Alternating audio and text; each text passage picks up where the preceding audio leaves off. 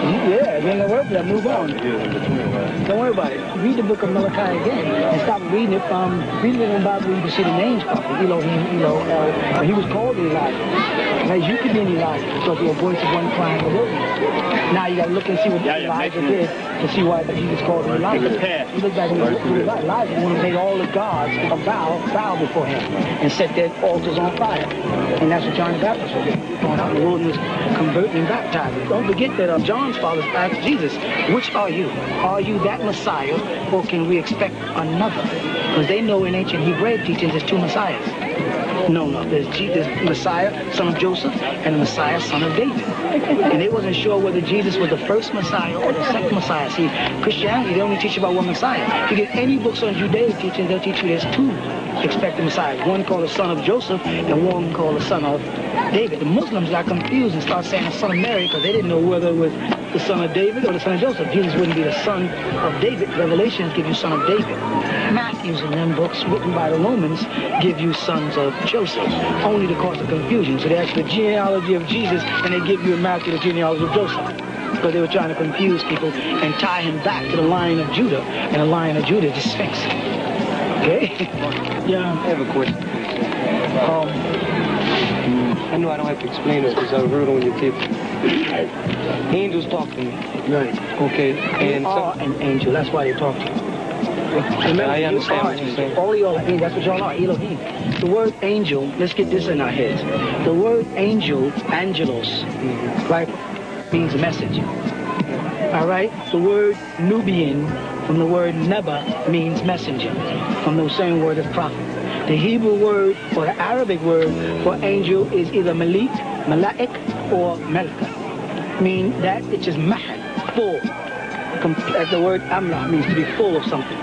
When you say angels are speaking to you, what you're saying is star people are speaking to you. If you go back to Genesis, it'll tell you back in the beginning what made us like him, as that we knew the good angels from the bad. How you know they're talking about angels when they say that they know good from bad? Because the next thing they say that, so he took his cherubims, that he was talking to cherubims. So there's cherubims and there's seraphims, right? Both of them will speak to you. You follow that? Being able to differentiate which one is speaking to you is a discipline that's only going to come when you line yourself in with one or the other. Do you love women? Do I love the woman? Yeah. You mean the whole species of women? The woman in Revelation 12. No. Chapter. No. Fatima, no. Oh, really? That's Fatima, no. You don't love her? No, I have no reason to. I love nobody but Yahweh. I don't love my wife. I don't love my daughters. I don't love my mother. I love Yahweh. I'm compassionate, I'm affectionate, I'm considerate, and I issue those out accordingly when I'm dealing with a woman. I'm respectful when she does things that she's entitled to be respected for. I'm compassionate when she needs the warmth of compassion. But I don't give Hua or Hawa love to nobody but the Almighty. You don't love nobody or nothing but the Almighty. With other human beings, give out accordingly to what they're entitled to for the moment. That's just a figure in the Bible, and that's 2,000 years old. We have got to get out of that period of the book of the dead and come into the book of the life, or the living. You're living still back 2,000 years ago, worrying about a man named Jesus, and a man named Moses, and a man named Abraham 2,000 years ago, and it's keeping us dead. It's a book of dead people. The book of life opens each day when you get up. Every time some new event takes place. Right now, what we're doing right here is a page in the book of your life. And regardless of what you do, it'll never be erased. But it'll be gone tomorrow and becomes a thing of the past. And you got to utilize what happens today to benefit tomorrow. Get out of the book of the dead. It doesn't mean don't read the Bible, because that is history. You follow? That's about our past. It means don't try to live in the Bible, because it's a book of the dead. Try to live what's for right now. What should be going through our heads right now? What should be passing to people's heads now is the reality that we are running out of time. And that we're in a wrong state of mind. We still want to worship when we are that which was worshipped. We've got to get back to the state where we are the God. Stop looking for things to worship. Stop trying to grovel in front of statues and in front of men and in front of spirits and spooks, things not tangible. That is all part of wrong knowledge. Get away from that stupid fictional stuff, that if you can't prove it to me, then you are ignorant. Prove Prove it to me that there's a God. Go ahead. If we're running out of time, what must we do? We must unite. We must come together as people physically. Because that's where we have our strength. And that's the hardest thing. The devil taught us not to unite, not to get along.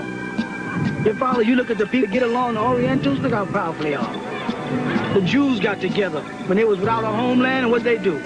Look how powerful they are. They dictate to the world now. The Italians got together under Mussolini and massacred us while we was in Ethiopia. We're the only people that won't come together. The hardest thing to get y'all to do is to move together. And every successful group of people move together. And they work from a center out. Not from the outside. Hey, but I'll be later. I'll be. And people think we don't want you there because we want something. Listen, when you're on the outside, you're more profitable to us than on the inside. People don't understand that. When you're outside, you're buying books and stuff, you're benefiting us. When you come in, you stop buying. So why do you, if we want the money, why are we telling you to move in? We should tell you stay outside and buy our books. So people think by me saying come in, that I want something from you. No, I know that we got to get together to get the power, and it's going to cost us as we get in. Less bread is on the table because we got to break another piece. Do you understand? But that is our problem as a people. If we do not come together, and I know many leaders have come and said the same thing, we've got to come together. I've gotten to the point where I'm telling you, disease is so rampant that the ark got to close. We're going to have to close at a certain time, very soon, and only marry amongst ourselves for at least 4 generations. We can only do it for 4 generations before we'll start getting defective genes. You understand that? By that 4 generations, they should have overcome their black plague. Notice they call it. Their black plague in America called AIDS. So pretty soon, you will not be welcome. You understand? The mountain that I'm standing on now, I won't be standing on in the next year. I'm going to a place that is secluded, and I'm taking certain people with me, and we're closing off. And there I will teach them how to live so that we can survive what is about to befall this country and the world. Mark my words, there will not be any Africa soon. There'll be no place called Africa.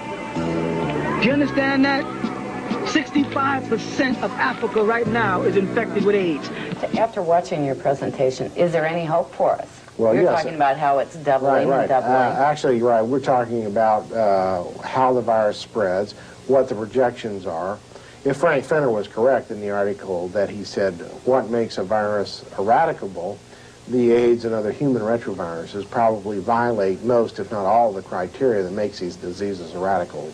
In other words, they can never be eliminated from humans once they're running in humans, short of the redevelopment or new construction of the Rife techniques, which might allow for wide-scale treatment of entire areas simultaneously, if in fact what Rife said was correct, and that was that you could treat a human being by a radio wave that would kill a virus in that human.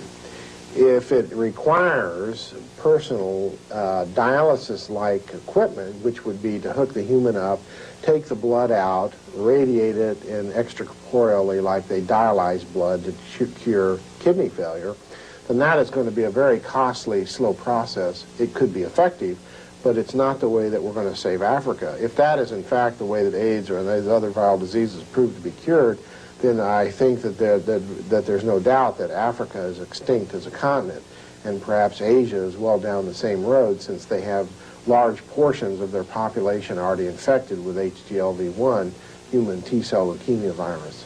You understand that? There'll be no more Africa. Stop looking over your shoulder and look forward as a people.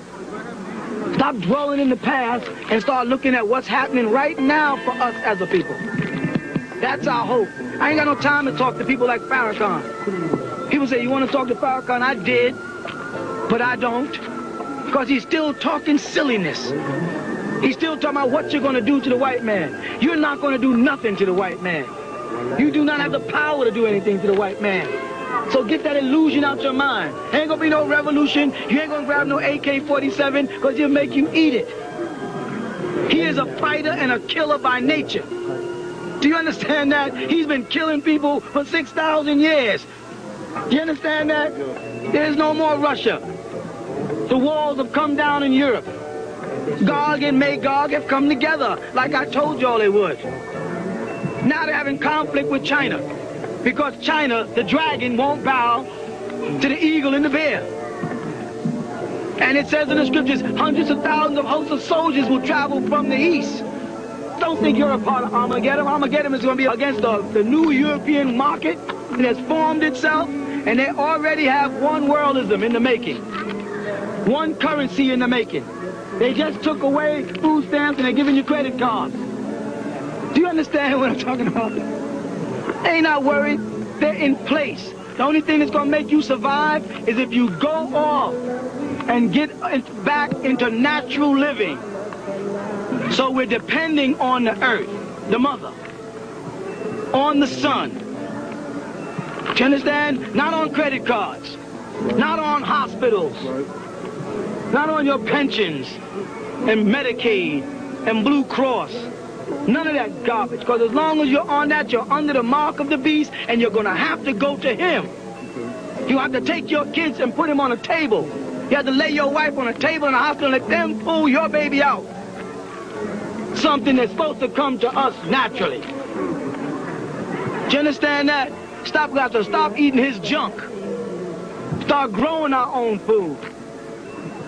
Do you understand? And the first stage of that is the liberation of our woman.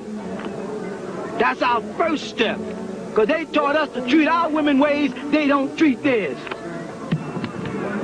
A nigga slap his woman down the street, and I use the word nigga intentionally. You don't see no white man ever slap his woman in the street.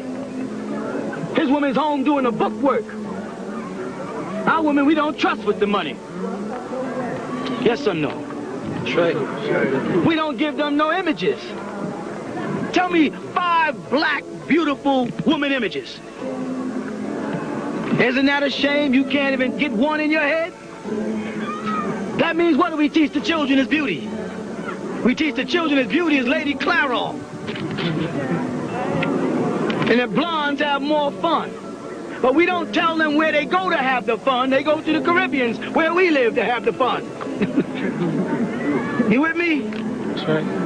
The only way we're going to get out of this state of mind, and it's a state of mind, a disease, a mental state, is we got to raise our woman to her position.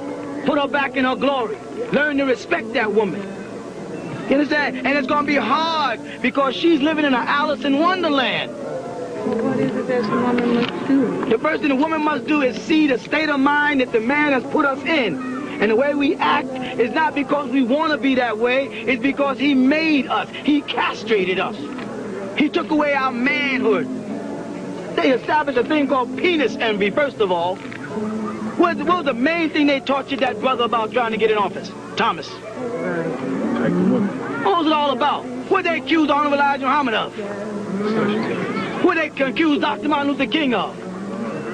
And they'll accuse me of the same thing, and you too if you become a leader. That's the first thing. Get you, the woman, to disrespect us. Thus, we feel the necessity to retaliate by disrespecting you. And the best way to keep you in a state of respect is to suppress you, so you can't question me. The best thing a man has is a wife that'll question him, because it keeps him intact. But we hate it. We hate it. She asks too many questions, we get mad. We want her to stay home, away from the sun, the moon, and the stars, while we roam the streets. The Bible does answer the question, but the Bible about the dead. See, the Bible is the book of the dead. Everybody in the Bible is dead. It doesn't mean you can't use a dead man's references for the living, but why if you are alive? Stamp Bible on your day, on you. Live it. Come out of the myth. We go back further than the Bible. We built the pyramids in Egypt. We walked on this planet Earth millions of years before Adam was even born. Stop believing that stupid story that 6,000 years ago we started. We're not no 6,000 years ago old. It took 17 million years for our hair to unkink. And I mean that. 17,500,000 years for our hair to unkink. Now look at the children. Their hair is getting thinner and thinner and thinner. We lost our crown, our glory. The thing that made us unique. You name another race with nappy hair on earth. Go ahead. Name an animal with nappy hair. One animal, a sheep. And what is that animal used for in the scripture? Sacrifice. Right? Because it's humble and it's meek. And we say the Lord is my shepherd in the book of the dead. Rendering us sheep, or Jesus called himself what? A lamb. Mary had a little lamb. Then the lie starts, whose skin was white as snow. And made him a mama's boy. And everywhere that Mary went, I'm not telling you by respecting your women to become a Mary. I'm telling you as a people that we're never going to get nowhere until we start respecting our women. Stop hiding her. The reason why they want to keep you home, sister, because they don't want to dress you. Bring the woman out front. She's always been sitting on the throne right beside us. You understand what I'm saying? If you don't do it, it's the end for us as a people. We are at the last point of our genes. They done genetically bred us out. Genes are instructions for making parts of organisms. Specifically, and most commonly, they're instructions for making proteins. And it's in the interaction of those proteins. They're turning on and they're turning off, their coordination, that you go from a single cell to an organism. Proteins are all of what you are and do. They are the hair on your head, they are the substance of your face, they do the work that allows you to move and grow and do all of the other things that you do. So there's no question that genetic instructions are carried in the DNA. And there's no question that at some level it is the stuff of life.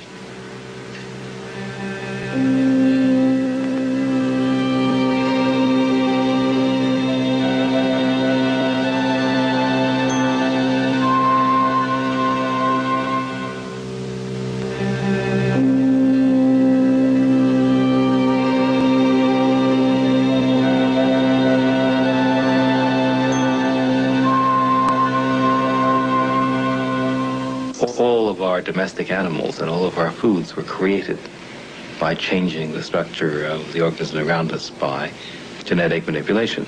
What recombinant DNA techniques allow you to do is to do exactly the change, to make exactly the change that you want to make in an organism without doing damage to the rest of the organism. Because this underlying process of breaking and joining DNA to put genes together in new combinations. For many of us, there's something very unsettling about scientists using a technology we find difficult to understand. Today, computers actually manufacture DNA. We can make DNA that is compatible with almost any creature. There is no real mystery to the synthetic process. It's perfectly well understood. Dipankar Sen, postdoctoral fellow. In fact, we do make small pieces of human DNA on this machine. We have gone from a period in which one had only the vaguest ideas about what genes were and what one might have in terms of inheritance, to extraordinarily precise ideas in which we can know in detail what every gene is, what the product of that gene is, what it does. You can go into selective breeding and saying, we'll only produce the perfect child. I don't think it's right to actually predict and select. You can't get into the business of playing God. They don't want it to be used to create a perfect race or anything like that. They can tailor make diseases because it's a lie that the only difference between us and the Caucasian is the skin color. That is a scientific lie. We have different blood type. We have melanin, they don't have it. If we're the same, listen to me. Do you see that light up there? That sun? And then look down, you see this here? This here earth? You understand what I'm saying? We were created here, you say. I'm just saying you say, because I know we came from the other side of the sun, but you want to say it. We were created here in between that sun and this earth, right? And they say that some God force, whatever they want to call it, created us, human beings, whites, blacks, and everybody else, in between the sun and the earth, right? Does God make mistakes? No. So why can't white people live between the sun and earth without getting skin cancer? If there is no difference, and if they belong on the planet just like you and me, why is it that I can lay on this beach, right on this ground with no clothes on, and the sun won't give me cancer, but a white person will do it and the sun will attack their body and cause their cells to lack the ability to rebuild themselves, and they'll have a disease called cancer which will kill them? Why will that happen? Because they don't belong on the surface of the earth with us. They belong up in the caves. They are a diseased people. We made a mistake and we broke down the rules and we let the Hyksos dynasty into Egypt. That was a big mistake. And when they came in, they built the cat god called the Sphinx. We didn't build a Sphinx. If you ever go to Egypt, there's a Sphinx ain't no bigger than that house. There ain't no glory in building a cat that big. The cat symbolized the fall of the Lion of Judah. You understand? Cleopatra and Mark Antony built that Sphinx. Cleopatra and Mark Antony had your Jesus called Zeus. It had nothing to do with us. You understand? Get out of the book of the dead. You're in the wrong time zone.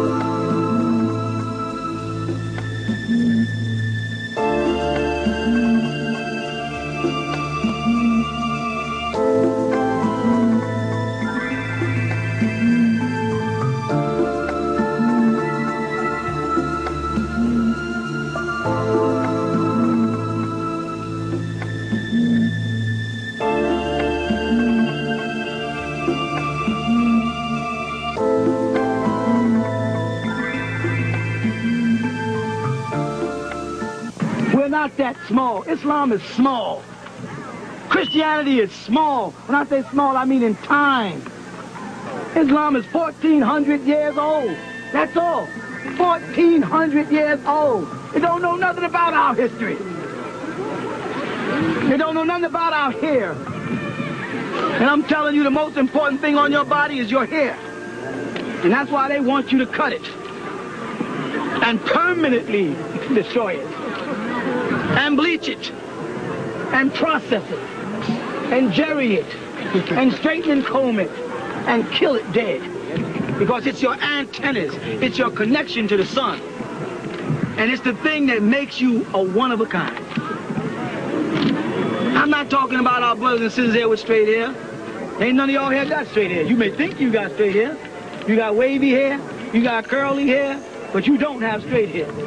You see an Amorite with straight hair, his hair is called flank. You know what it means? Dead.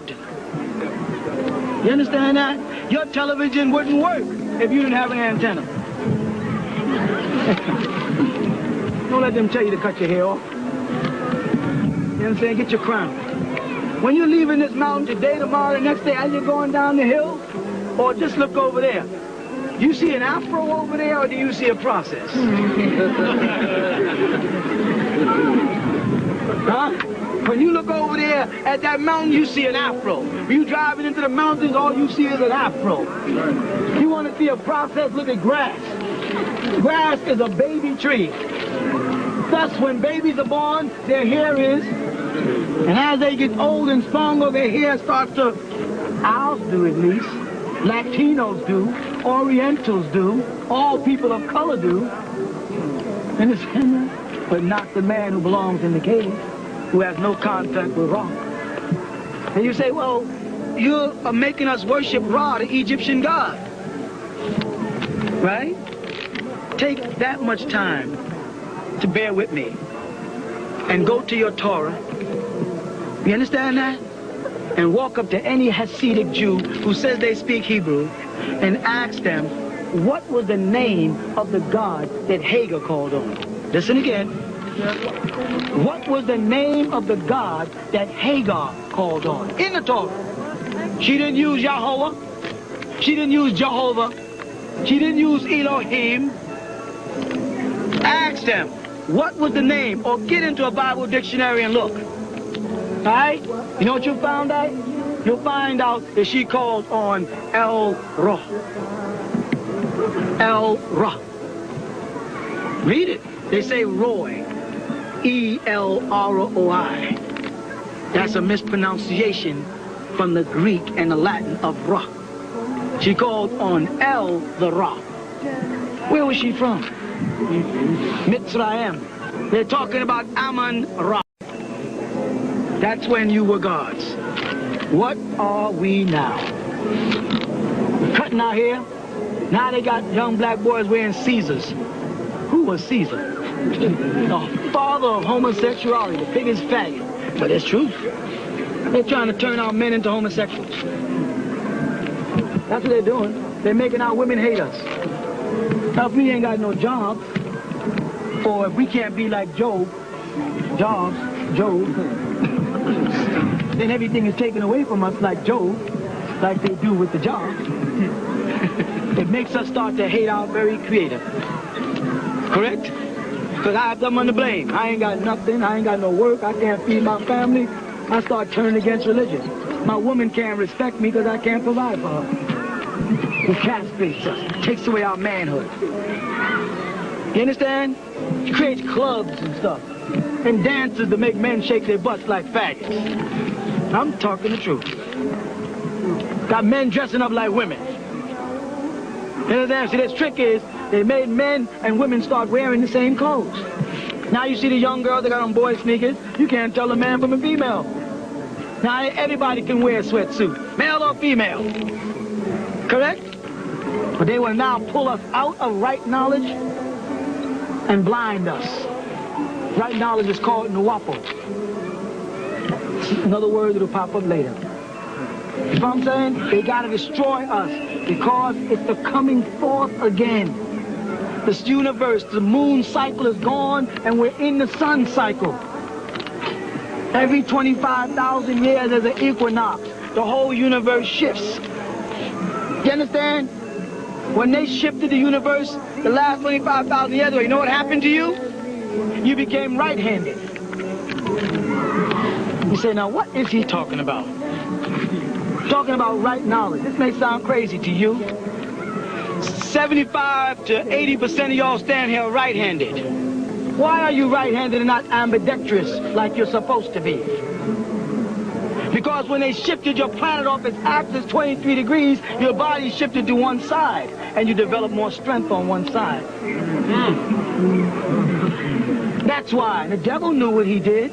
We were ambidextrous. We could write in both directions at one time. Dyslexia.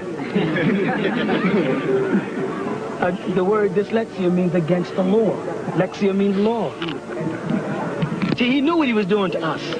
When he threw our body off, he tilted us away from the sun. As we got away from the sun, what happened is the molar and the light inside, the light that shineth in the darkness, that the darkness comprehendeth is not, started getting dimmer and dimmer.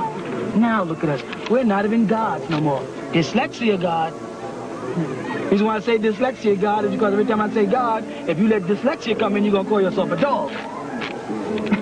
What is the name for dog scientifically? Huh? Canine? Who that sound like? They know what they're doing. What is leprosy called? Whose son's disease? Whose son is that? They know what they're doing. This ain't no accident. And they know that this is the coming forth of the Watchers again. In November 1961, a secret meeting of leading government-sponsored astronomers was held to estimate the number of planets in our own galaxy with intelligent life. These scientists concluded that there are probably 40 to 50 million intelligent extraterrestrial civilizations in our galaxy alone. There is ever-increasing evidence that some of these extraterrestrial civilizations are visiting the Earth.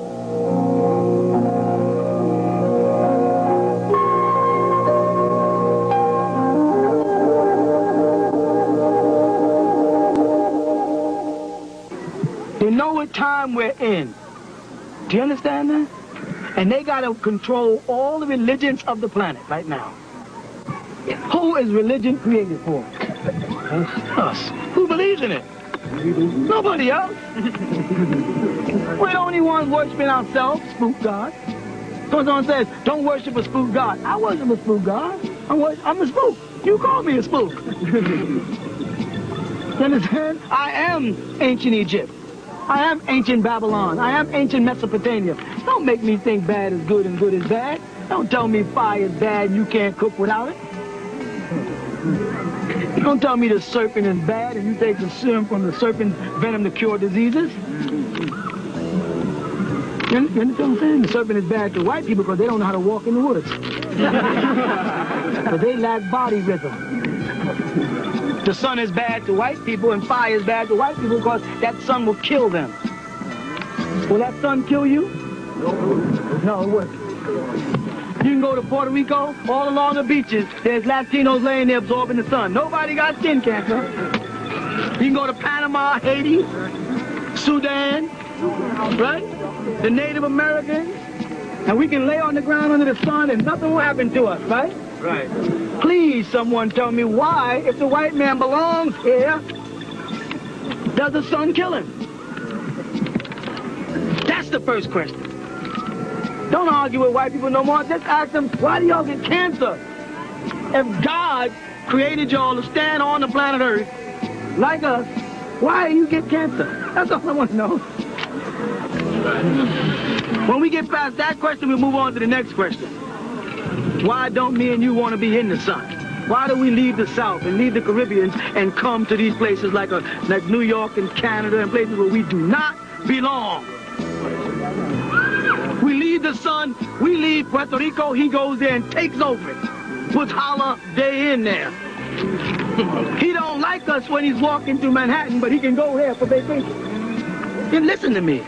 He don't like Trinidadians. You understand? But he can go to Trinidad for vacation. Come to Jamaica.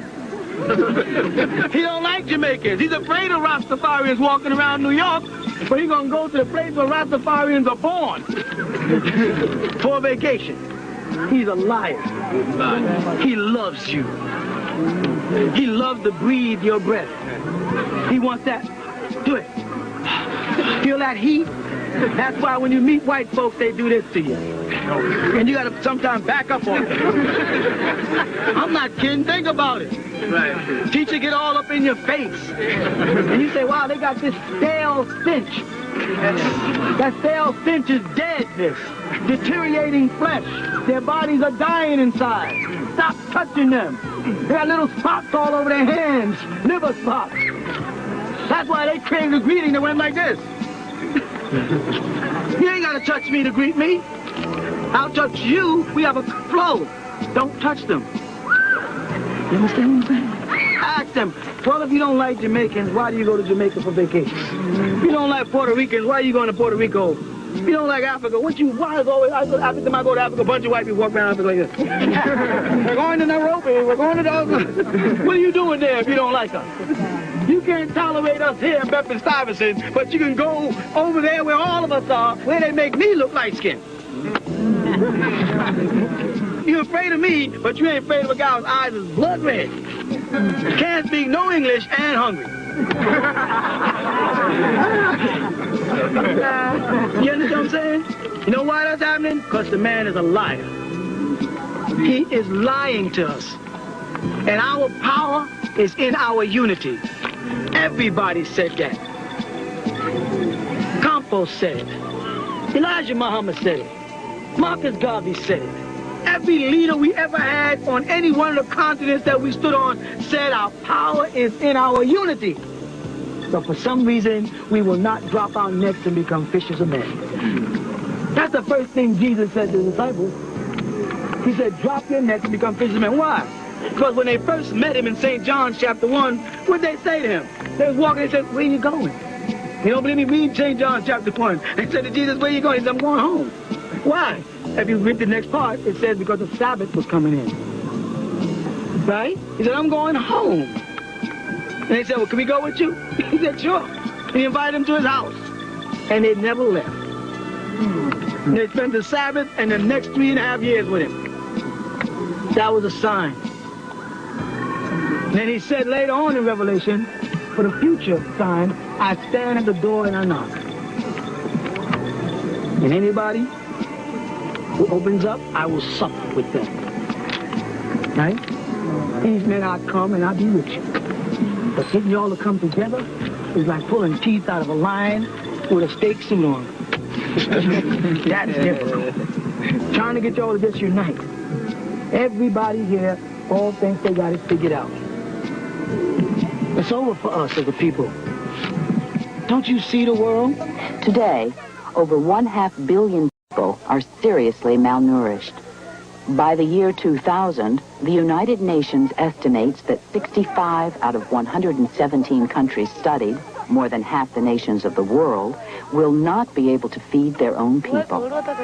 Much so-called progress has been at the cost of deforestation, soil erosion, over-irrigation, overuse of chemical fertilizer, and loss of areas that were once productive.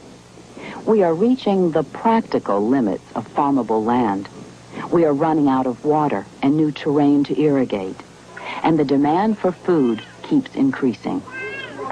By the year 2000, over 1 billion more people will be living in cities ill-equipped to provide water, sanitation, even the necessary physical space for existence. Development is impossible with a sickly population.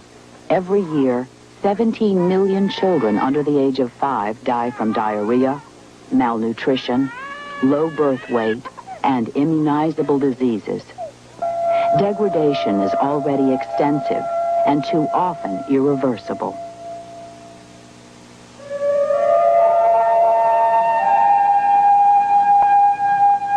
We think of air like the ocean, able to absorb and dissipate our waste. But the costs of bad air have increased. More industry and more automobiles cause more lung disease, more fetal damage, more cancer, and other serious health problems. Air pollution travels across city lines in states and continents. Acid rain from the United States industrial Midwest has poisoned lakes and streams in Canada and New England hundreds of miles away. And we are polluting existing supplies.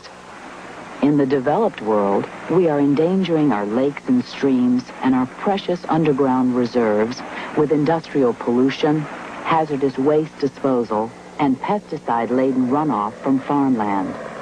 In the developing countries, the principal pollutant is human waste. 25,000 people die every day from diseases carried by polluted water. More food production, more industry, and more people means more pollution of existing water supplies. And we will need over twice as much fresh water by the year 2000. In 1986, global military expenditures were about $1 trillion. Can we afford to devote such vast wealth to the machinery of death when the source of life itself is threatened? Don't you see he then imported his new niggers, they call Senegalese? He doesn't need you. And when you don't need a person no more, what do you do with them? And if I can't get rid of you by mass genocide because your mouths are too big, you're always fussing and complaining, then I'll do it with AIDS. I know one thing about y'all. Y'all some horny people. And that's a fact. Ain't nobody here can deny the fact that we're horny. Horny, you know, horns. And he knows that. So the best way to get rid of horny people is create a genocide that works through sex. Right? And they tell you, man, for some reason, with all the fears of AIDS, kids are still doing it. Some fools believe that a condom can cure it. AIDS is a man-made, genetically engineered virus that was either accidentally or deliberately introduced into the world's population. AIDS is not a homosexual disease. AIDS is not a venereal disease. AIDS did not originate from the green monkey. AIDS is not prevented by the use of condoms, and AIDS is not likely to ever be cured by a vaccine. How can you possibly believe that a condom can cure AIDS? A condom is made of skin and it breathes. They say, well, the rubber condoms can cure it. Are we adults here? When you enter a woman, right, and your penis reaches the end of her vagina, and the liquids exchange, it's going to penetrate anyway. So what are you believing in? That's to make you think that you can still have sex. You understand? And you hate the fact that you can't have sex no more. But the greatest men you worship didn't have sex. Oh, it's all right for Jesus not to have no sex. But it ain't all right for you not to have no sex. It's all right for Elijah not to have no sex, but it ain't all right for you to have no sex. I'm going to tell you, you want to be great, stop having sex. You go, whoa. I don't know if I want to be that great. Tell all the Christians, they say, y'all follow Jesus, right? And it says that you cannot get to the Father but by him, right? You got to do what he did. Stop having sex. Watch the churches close down. Right? They know that, though. So they know how to kill us. And it's working. We're gone as a people. They turn you against your leaders. I had many, I'm looking at people who followed me years ago. Right? Now they're out there following all kind of stupidity and fools. But they never forget the truth I teach them. You understand? You know why? Because I am not going to be a preacher for you. I'm not going to be a religious preacher so you can dog me and look for my faults. You're not going to use me that way. I'll teach you the truth.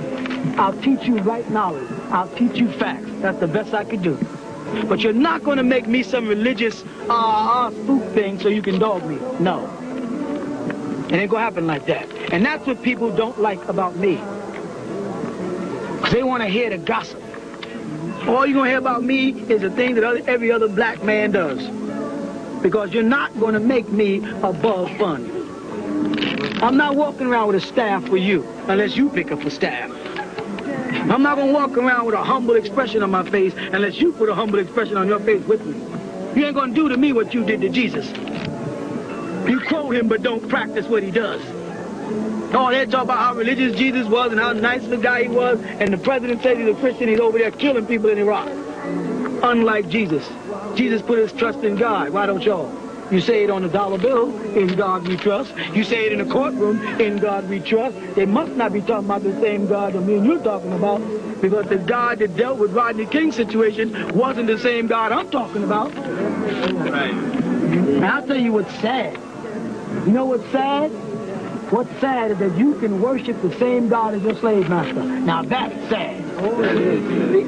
How can I serve the same God of the man that enslaved me? Whatever God he worshiped helped put me in slavery. Because on Sunday he was probably praying, help us keep the niggas in slavery. Which meant on Sunday I was saying, help him, help you keep me in slavery. Do you understand me? We cannot worship the same God as the slave master. Right. Whatever he worships, we can't worship. I don't care how much you like Jesus. I don't care how much you like gospels in churches. We cannot serve the same God that enslaved us. Is that hard to figure out? We've got to find a God that will get us out of this slavery. And what is this slavery? It's death. Oh, let's visit a graveyard. And in the graveyard we see crosses on tombstones where dead people live. And then Sunday, let's go to church.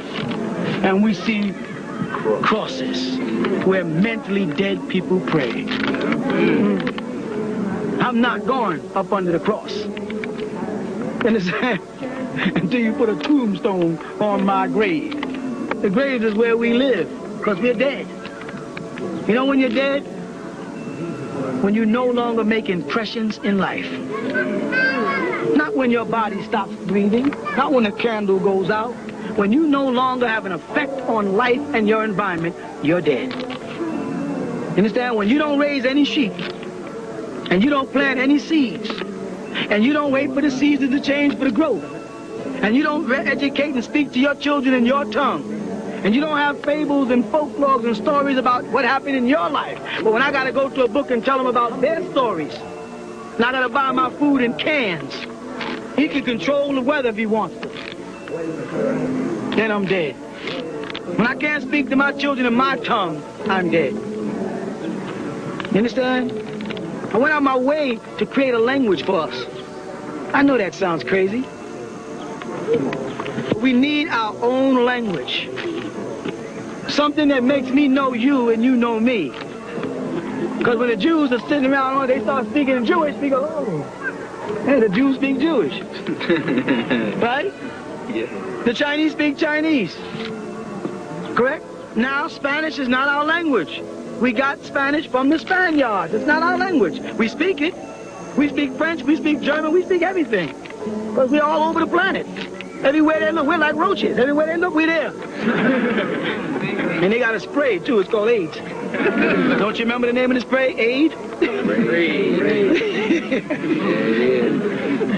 You understand what I'm saying? So I went on my way to make a language for us. It combines Syriac and Aramaic, and it's simple, real simple. It is. Anybody can learn it. But if you start it now, eventually these kids will be speaking their own language.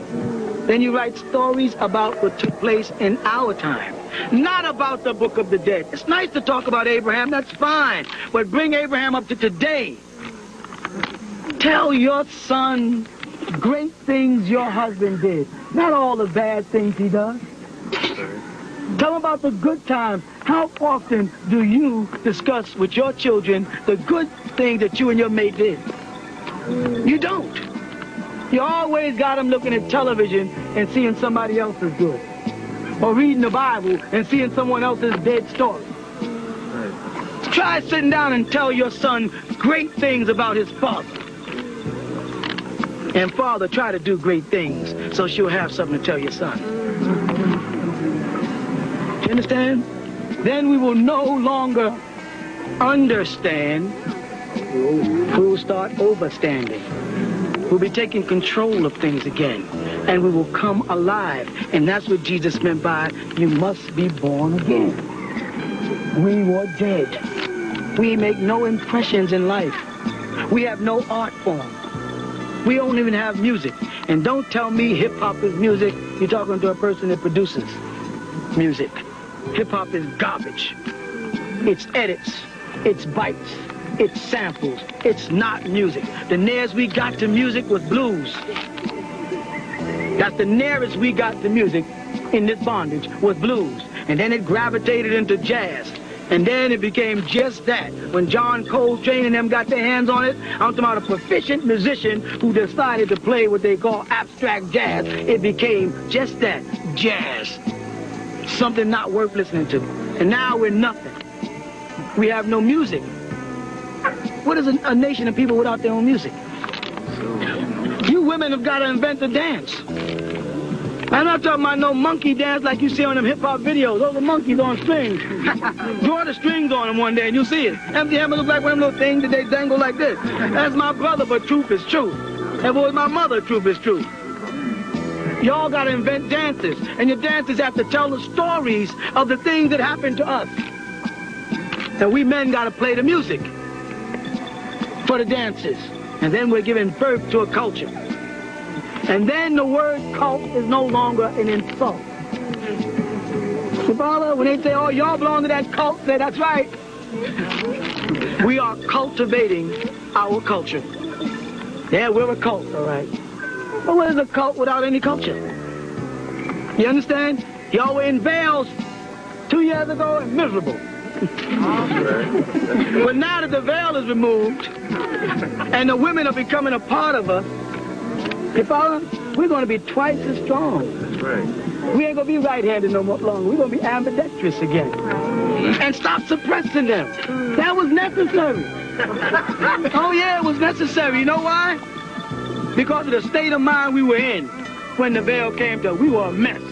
We as women, I mean we like in we like in you upside down me. We thought that we had to tighten our pants up and show our butt to be sexy. Didn't we? I'm talking about women, not men. Everything had to be seductive. Someone gave us the wrong outlook on life. So y'all had to be veiled, you understand that? To remove that. It was a form of discipline. Because I see the girls walking down 42nd Street. You know, like, you can't hold an intelligent conversation without women in tight pants walking by and distracting it. You can't study in school because the girl next to your blouse is too tight. All that's done purposely to keep us from having right thinking, pure thought. The veil was necessary, y'all. But now the veil is lifted. And the women have to take over. You know why y'all have to take over? I know you brothers ain't gonna like this.